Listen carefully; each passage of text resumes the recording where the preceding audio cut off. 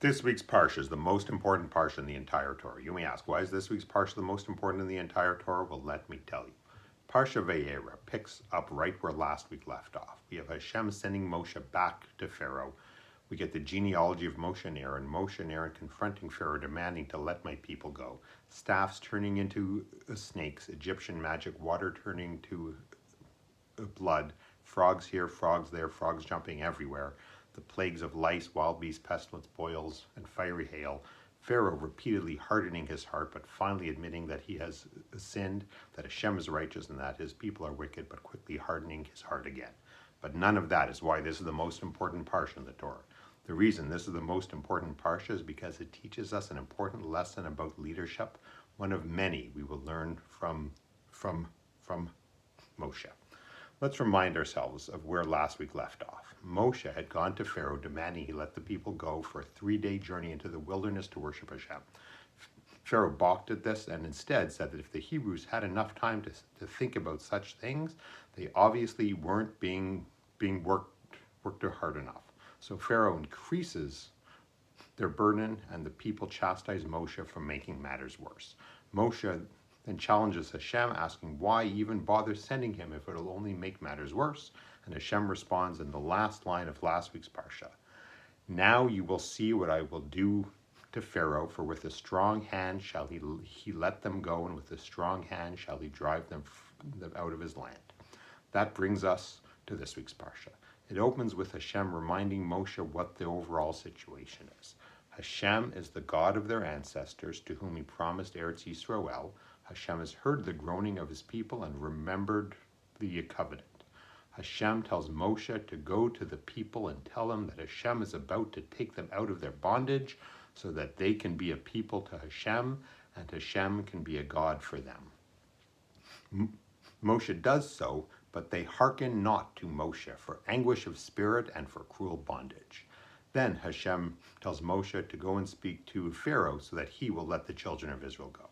And now for the most important bit. Moshe responds, behold, the children of Israel did not listen to me. How then shall Pharaoh hear me? Let's think about Moshe's response. One way to understand it, brought by Rashi, is that Moshe was making what the Talmud would call a kal v'chomer, which is when if something applies to a more simple case, all the more so will it apply to the more complicated case. For example, if I'm not qualified to run for the position of a school board trustee, then I'm certainly not qualified to run for federal office. So in this case, the kal v'chomer would go, if the children of Israel who know God, believe in God, and fear God don't believe me when I say that Hashem will take them out of bondage, then how can we expect Pharaoh, who doesn't believe in God, to possibly listen? It's a solid argument, but there's one crucial problem. The two cases aren't really comparable. Why didn't the children of Israel listen to Moshe? It's not because they didn't fear Hashem, it's because they're being worked so hard they couldn't even fathom the possibility of anything ever changing. After all, when Moshe came to the people last week, they did believe him, but the problem of being worked too hard doesn't apply to Pharaoh, so it doesn't really fit the kal v'chomer model. Okay, so how else can we understand this? The Sfas Emes, Rabbi Yehuda Aryeh Leib, brings a beautiful explanation. He says it's not about comparing the two situations. It's that one is a prerequisite for the other. According to the Sfas Emes, Moshe is saying that how can I possibly go before Pharaoh and ask him to let the people go when the people don't even back me? If the people I'm working for don't believe me, how can I expect Pharaoh to? If Moshe is in negotiations with Pharaoh and Pharaoh asks, do the people even want to leave? How can Moshe say yes unless the people are really on board? You can't argue on behalf of someone that doesn't really want it.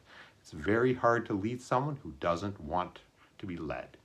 And what's true for Moshe is true for all leaders. It's great to have the support of your superiors. In this case, Moshe had Hashem's backing. It's great to have the support of your peers. Moshe had Aaron by his side. But until you have the support of the people you lead, you're not ready to proceed. It's a beautiful insight from this Sfas Emes and some important musar for all of us.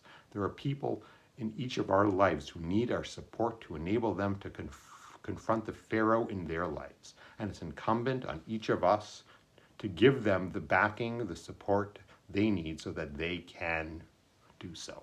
That's one reason. This is the most important parsha in the Torah. But the other reason is that the most important piece of Torah is whatever piece of Torah you have in front of you right now. Shabbat Shalom and Am Yisroel Chai.